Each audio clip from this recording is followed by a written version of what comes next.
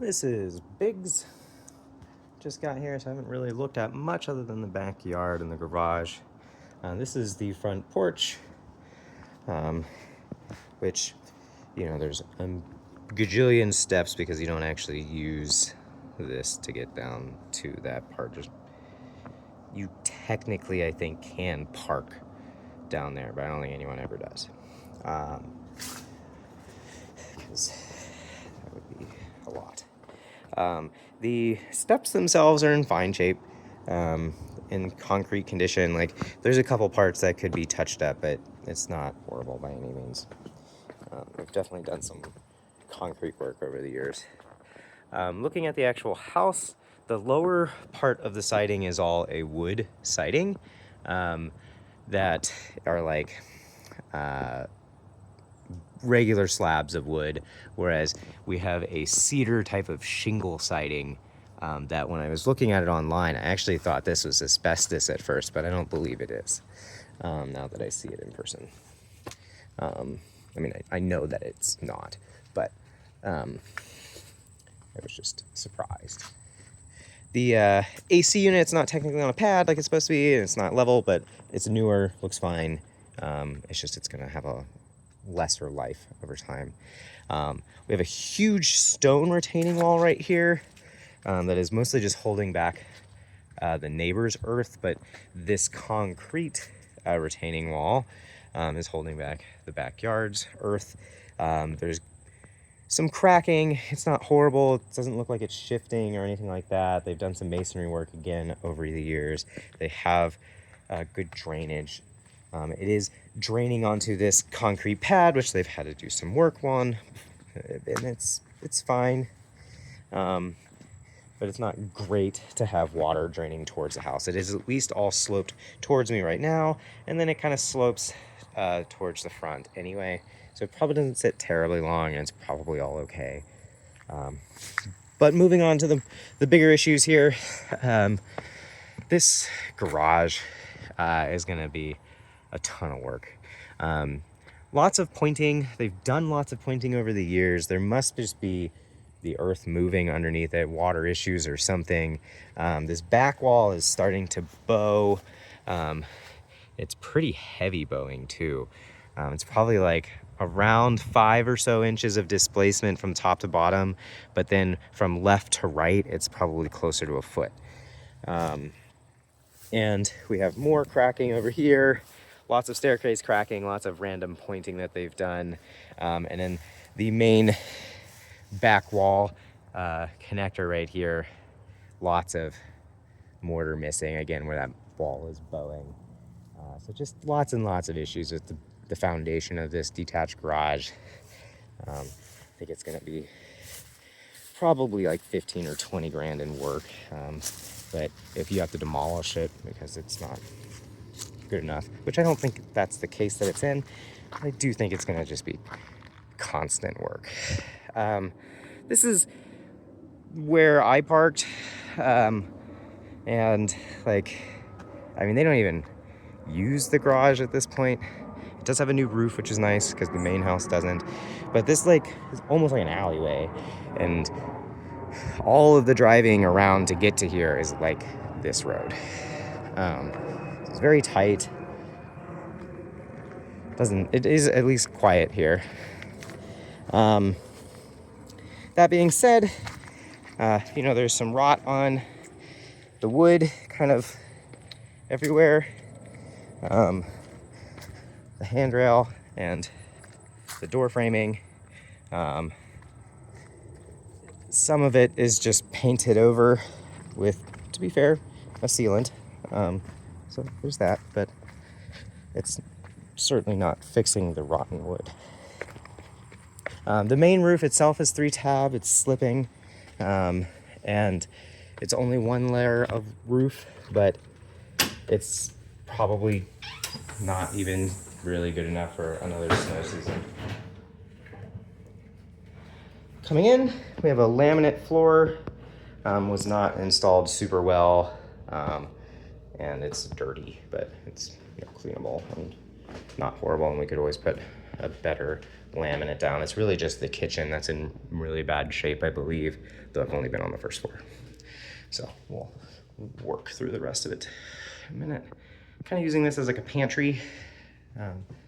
It's unique, it's interesting. This laminate floor is in better shape.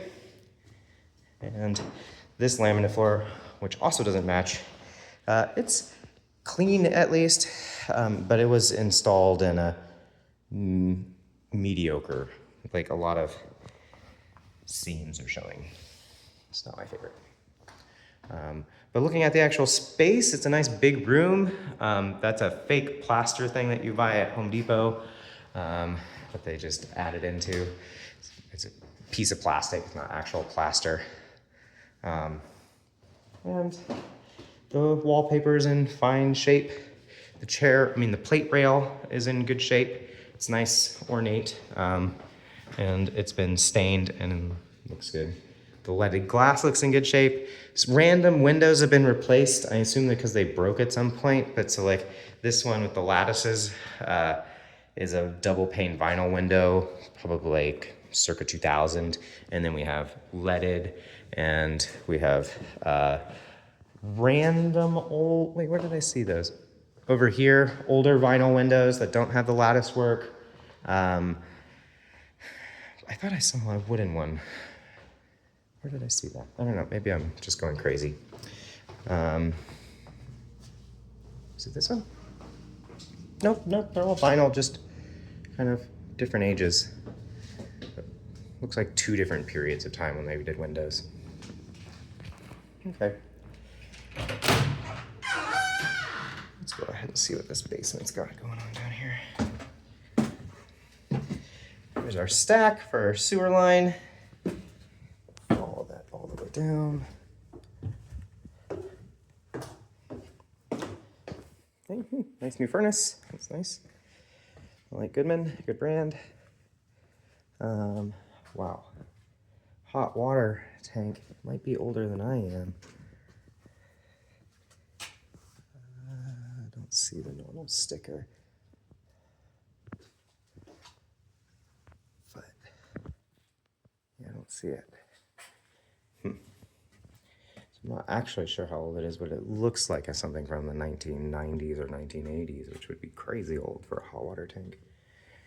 Okay. The stack here, we're seeing some boils, and you know that rust is starting to come through, so we would need to have a sewer line inspection for sure on the interior. For a house this size, you're probably looking at around 10-ish for the interior sewer line to be replaced, and then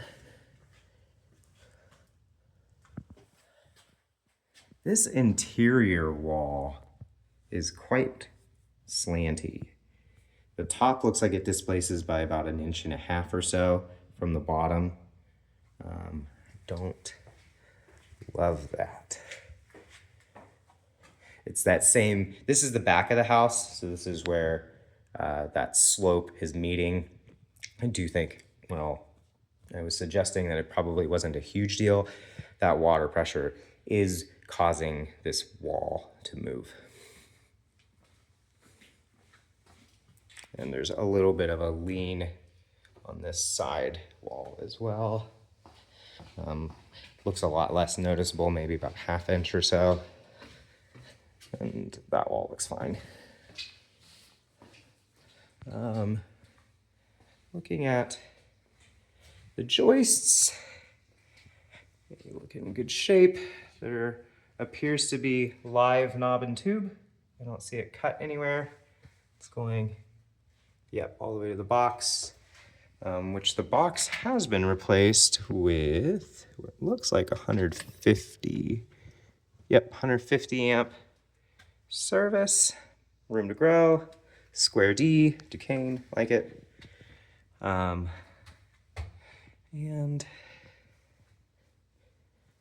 don't see any asbestos yet on any of the ductwork.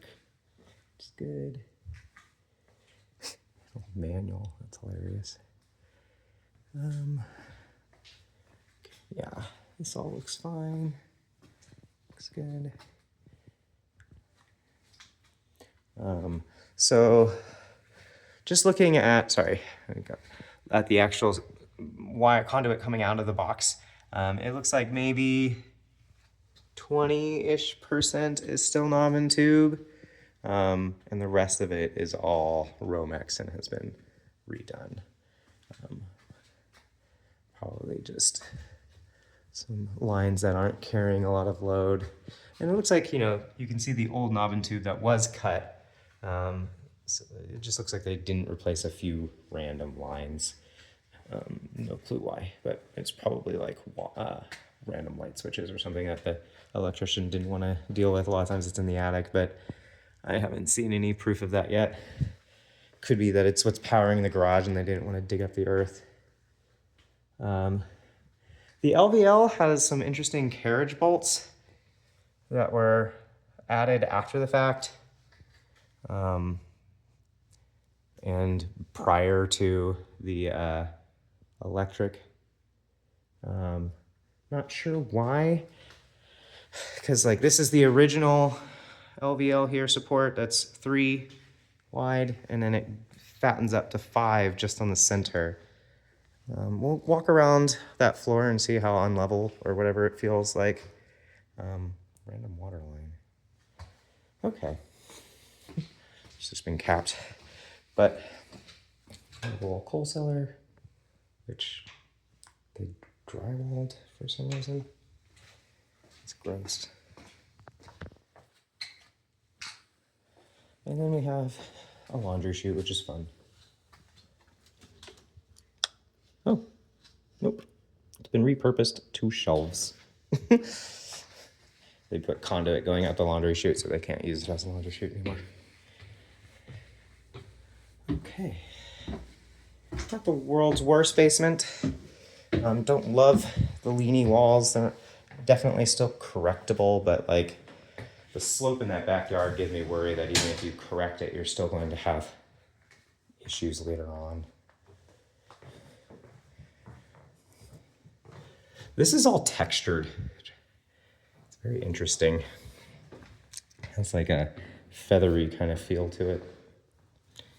So does this.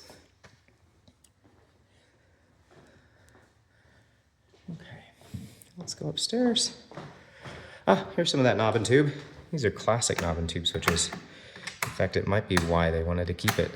These are pretty cool, but it looks like it's just really doing the light loads. So nothing crazy. Could keep it just for fun. It's all interior as well, so we're not worried about insulation. That one step I just went on definitely bent in half a little bit. The decking board is broken. There's more of these been painted over. Ooh, that one went to the attic. Okay. Huge bathroom. Very fun little spindles.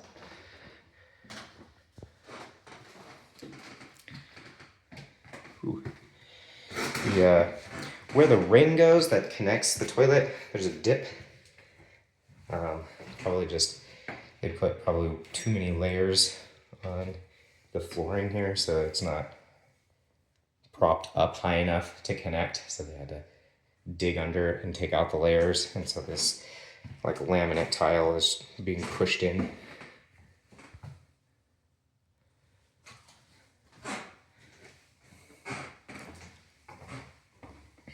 Okay. Back to that laminate floor. Oddly enough, another plate rail in case you have a bunch of decorative plates that you want to align the top of your walls with. Oh, and it's a different color paint. They went with a stark white that matches the ceiling.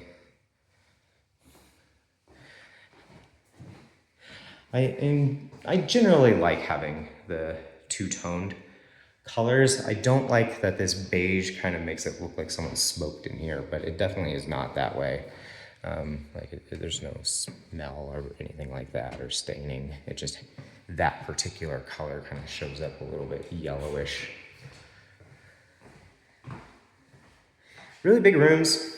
Both of these rooms could easily support a queen, and they could easily put other furniture in here. Very, very spacious. This porch roof, while it is 3-tab and is missing some granulation, this isn't as bad as the main part of the roof. So like this probably would still have some life, but if you're redoing the rest of it, you might as well. And the installation on this is a little bit sloppy. Some of the shingles are tucked in about an inch too far.